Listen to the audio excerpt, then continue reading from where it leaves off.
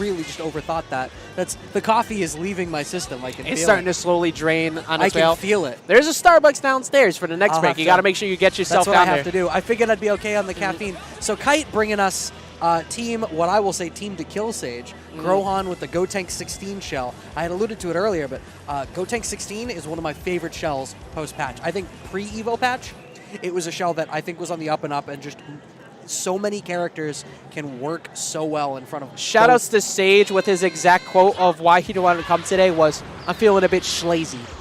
Feeling a bit schlazy? Exact quote from Sage. No, you know what, Sage? We'll get a hot pot out here for you one day, and then you'll start hanging out with us more. So, Sage, another person, he cross-platform games between Smash and FighterZ, obviously. Skullgirls. And Skullgirls. Very, very great guy, and a huge developer of the meta of this team, as you talked about. And especially some of the things he does with 16, absolutely just heartbreaking to watch people get hit by. Oh yeah, no, he makes some of the gutsiest reads in this game. You had talked about how, the American reset style of play that really isn't present a whole lot in this game, but there are some players, the champion characters like 16, that are willing to create those situations to make big reads. But we're talking way too much about Kite, and not enough about young Quaff, who's putting in work right now with the corner pressure with this cell. Yeah, young Quaff just refusing to let Kite play and gets him on the low. That's going to be a swift death on the Gotenks. Young Quaff doing an excellent job of establishing first blood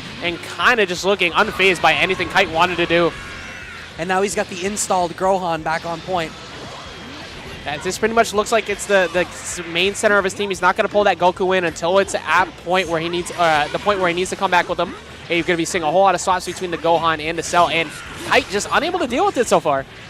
Yep. Weird hit confirm situation in the air there, isn't able to follow up. But young Quaff still content just to play neutral, letting the assists come back so he can come in behind him. Oh, it just meets him on his way back down to the ground. Again, Kite just can't get anything started, and this looking a pretty bad situation for him so far. He needs to slow his gameplay down. He's trying to meet him too much on his aggro, and it's not working for him.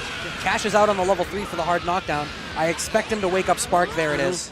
Agreed. You need to stop that momentum. You need to find some kind of opening for you. Opposite say same side, doesn't go overhead. Where's the uppercut? I smell uppercuts. It's coming. Ooh, Oh, Dragon good Rush. tech.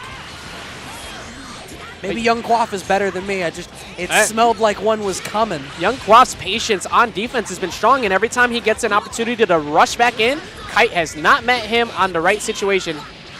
Oh, going for the true optimal stuff. Young Quaff really putting on a show right now. Kite has not been able to play. Look at that bar. Look at that 7 bars that he's not been able to do anything This with. has been all Young Quaff's show, and there's still quite a few Dragon Balls away. Now, this is a good way to get it started, though. 16 off the hard knockdown. Still very much the OG setups of being able to cross up. Let's see if he gets the right Spark block. from Quaff. No, he doesn't. He respects it too much. He'll live through this Dragon Rush combo, so I suppose he can afford to take one risk.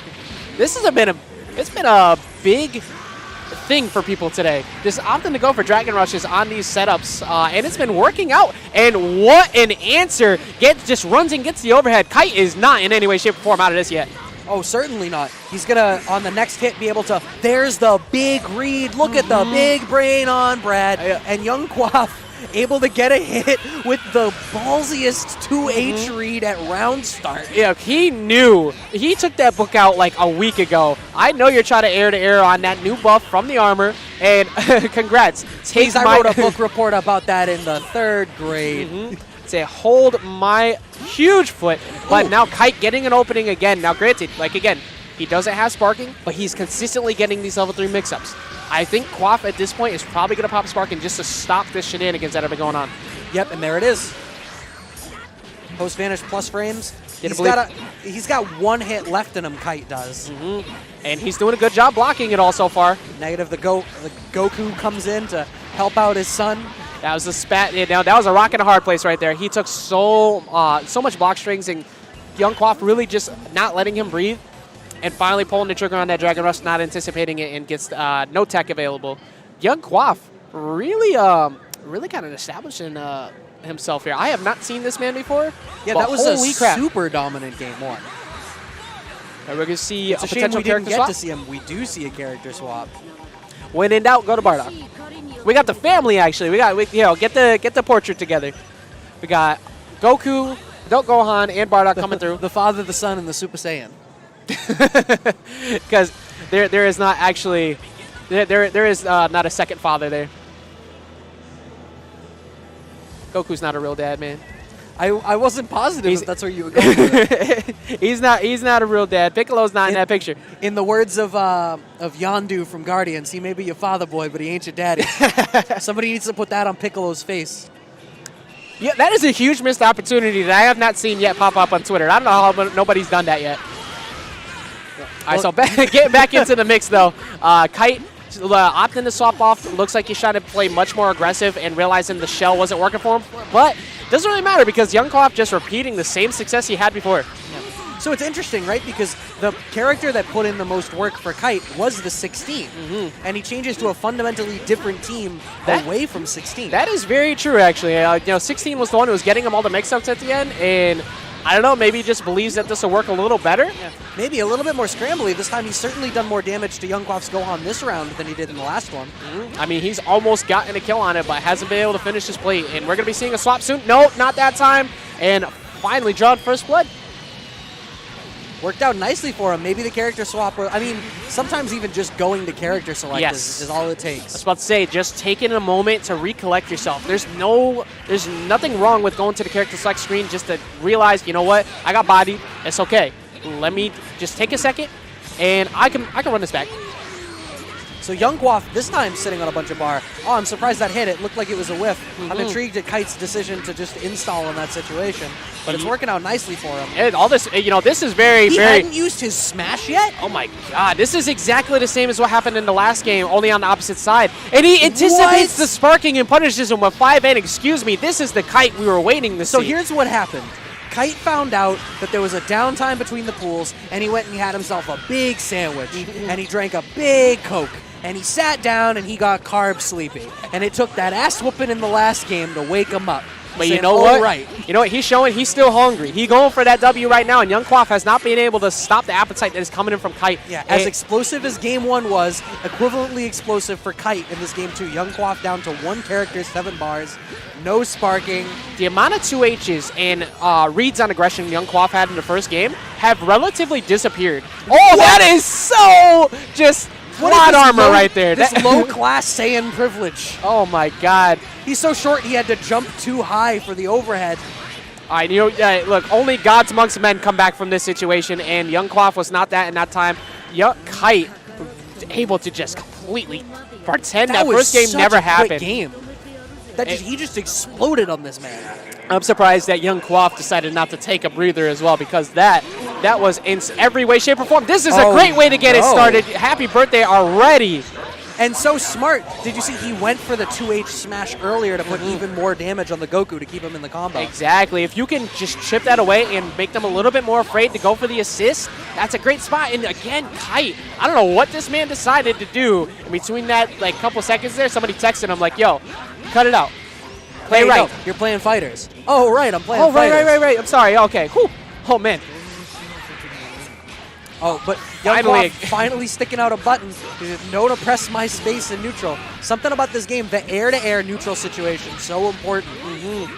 You know, I like to say the reason Hook won Summit is because his air-to-air neutral was better than anybody else in that house. Do you remember? There was a portion in that where I remember people were saying that the Japanese players went to the back and started studying Piccolo between Apology Man and Young Hook and God. Like, we don't know what this character is. We need to figure this out ASAP. So Kite active switches, trying to get his Gohan with a little bit more life in the back.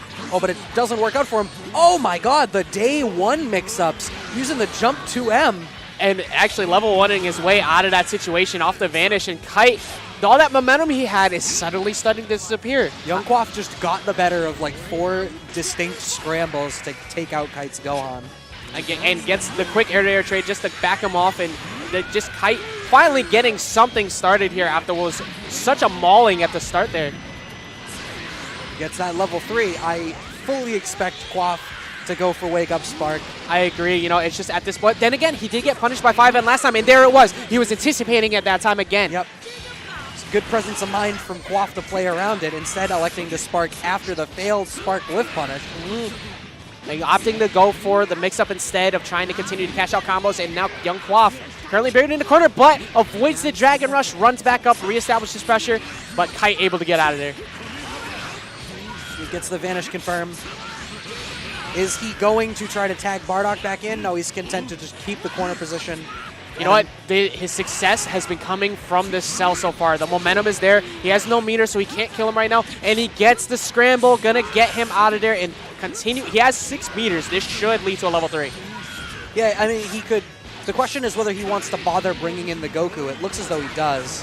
Goes for the Goku level 3 instead. I agree. You know, you got so much off the cell. You got plenty of opportunities. Now you're a mix-up away from potentially putting yourself 2 characters above. But smart choice, just Spark, get out of there. You also have the life lead. I suppose in theory you could, the clash stuff. And just answers him with 5H after he went for the kicks. And we've seen a few of those late Vanish cancels leading to drop combos. Agreed. All right, good reflect, good presence of mind. Young Quaff gets the 2M, but doesn't get anything else. Yeah, he needed to super jump in that situation or go straight from the jump M to the 2H.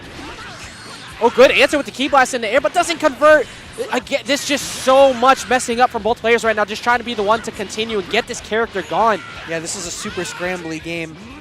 Oh, I don't even think that's going to connect. But at least it brings in the cell and lets Goku get some life in the back. Looks like Kite was anticipating a potential rush to get the 5H. Doesn't get it, though. Gets punished hard on the air Kamehameha. And finally, the second character going down. Yep, so Kite is down to just his Bardock. He's got a fair bit of meter, however, and young Quaff has no get-out-of-jail card in his sparking, having used it already. So Kite could chain 2 or 3 Oki situations and easily take this back. We saw him do it in that game 1 with the 16, this time with the Bardock instead. Going for 2 level 1s, that's not going to kill. I don't know that the level 3 would have either, so perhaps just electing to keep the bar so he can do Vanish confirms. But now we have an honest game. And you know what? He was able to walk away from that situation there and keep himself back in it. It's a much better situation for him. That's a great way to get started. So he can't kill, but this is going to even up the life. What? Who does that? Go see the other side. Oh, but doesn't. Why'd you drop the combo after that? I was about to walk out and shake your hand. Oh my god, but he has meter advantage, and he gets the opening. Young Quaff's going to go down, and Kite doesn't drop it. He's able to walk away. No, he did drop it. That was a blue beat hit. He could have teched out. He just put the pad down. Oh my god. Both Sorry of them to our just sound guy for how nuts that was. Yeah, rest in peace to headphone users. And both of them definitely jumped off the stage. One of them very sad, the other one popping off. Oh my god. Wow.